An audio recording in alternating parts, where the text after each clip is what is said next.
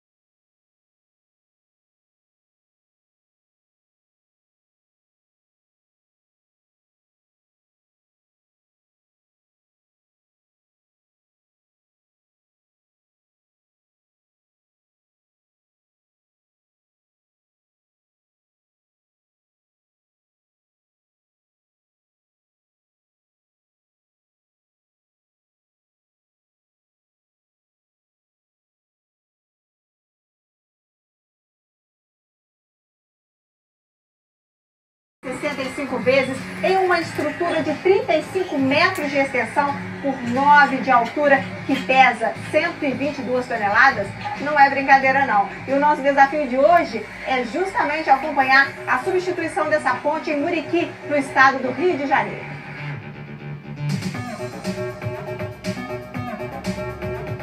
Planejamento feito há 2 anos, quando as pontes substituídas eram bem menores. Mas agora é realidade e dá para ver que é trabalho pesado. Então vem comigo. E essa é a primeira vez que a NRS utiliza essa metodologia, né, Antônio? Sim. Consiste no deslizamento de uma estrutura empurrando a outra, a qual nós fizemos o alargamento dos 2 encontros, montamos as pistas e colocamos unidades hidráulicas. Utilizamos 2 equipamentos, um operando e o outro de reserva. O nosso maior desafio nessa obra foi o pouco espaço que nós temos para poder trabalhar e a questão do trabalho.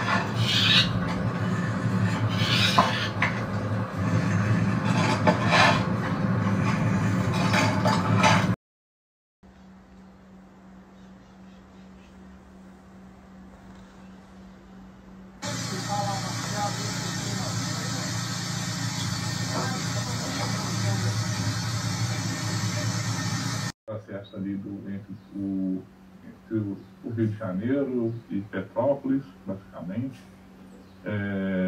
E após esse início, né, do desenvolvimento da estrada de ferro do país, essa primeira ferrovia para atender o Império, né, a gente consegue perceber um aumento bem significativo da malha ferroviária, né, em quilômetros, 1000 quilômetros da malha ferroviária no país, tendo um pico de extensão aqui por volta de 1962. E com esse avanço, né, da malha ferroviária, em 1957, um pouco antes do pico, foi criado a Rede Ferroviária Federal, que tinha o objetivo de integrar, sob a mesma administração pública, né, a rede ferroviária pertencente à União, de frenagem do trem. Então, é um ponto de atenção para a gente, isso devido às novas locomotivas que a gente tem atualmente de corrente alternada, que permitem um esforço trator com maior controle na hora da partida, e esse maior controle ele permite que esse esforço seja transmitido para a linha férrea e, consequentemente, para as obras de áreas especiais de forma muito mais relevante. Então, é um cuidado muito importante que a gente tem, e hoje em dia a gente tem, depois da revisão dessa norma da AREMA em 2015, que aumentou esse esforço de aceleração, a gente tem tido bastante dificuldade de implantar, por exemplo, aparelhos de apoio de neoprene fretado em pontes de... E agradecer, João, agradecer o convite que o Inaias fez, para você vir passar toda a metodologia que vocês utilizam, estão utilizando hoje. Isso é importante para os alunos, né? É importante ver que tem formas de aplicar cada aplicação.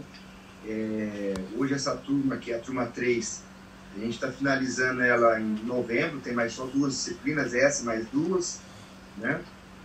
Tem a turma 4, também tem essa aula de pontes também, tem outras disciplinas que estão no meio do curso, e provavelmente a turma 5 a gente lança aí no começo do ano que vem.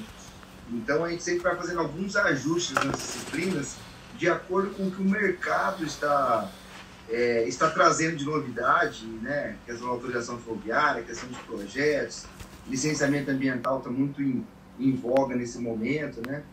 Hoje a gente sabe que se não tiver um licenciamento, já desapropriação, sem relacionamento com os municípios, as obras realmente acabam...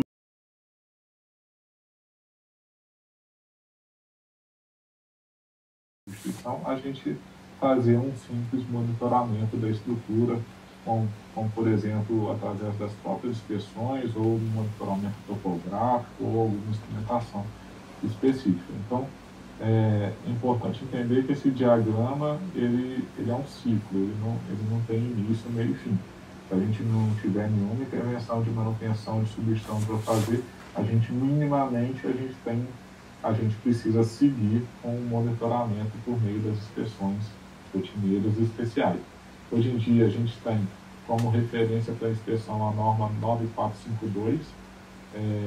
Essa norma da BNT ela é uma norma atualmente em vigor de inspeção de estruturas de pontes e viadutos em concreto, passarelas em concreto. Eu participei da revisão dessa norma, a gente incluiu estruturas de água.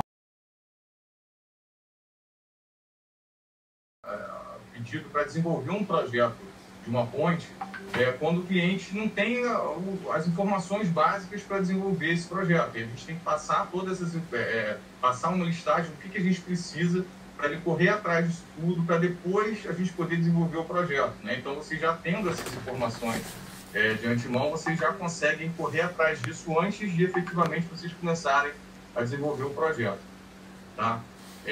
Depois eu vou mostrar aqui uns 2 ou 3 exemplos de alguns projetos onde a gente aplica, né, todas essas informações e como que elas influenciam, né, da definição do projeto dessa estrutura, tá certo?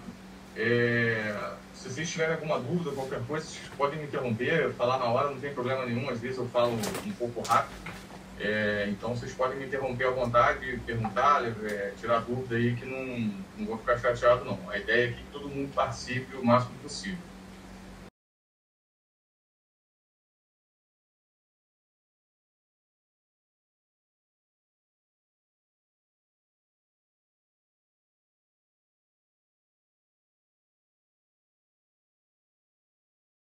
...144 toneladas de locomotiva com vagões à frente e atrás, né, esses vagões cheios de 12 toneladas por metro e os vagões vazios de 2 toneladas por metro. Né? Por que eu tenho vagão cheio e vagão vazio? Porque diferentemente da carga rodoviária, que é uma carga divisível, né? Eu posso ter um caminhão lá na frente, um espaço da ponte sem caminhão e um caminhão lá atrás. Né? Então, eu posso ter uma hipótese que eu tenha veículos apenas nas posições piores da minha ponte, nas posições que vão me gerar o pior tipo de solicitação que eu estou analisando. No trem, não. O trem é indivisível. Quando eu passo o trem, eu não tenho possibilidade de ter trechos que eu tenho trem e trechos que eu não tenho trem. Ou eu tenho trem em tudo, ou eu tenho trem, ou eu não tenho trem em nada. Né? Ou pelo menos eu tenho trem da metade para frente, ou eu tenho trem da metade para trás. Então, para a gente prever essa possibilidade da carga mais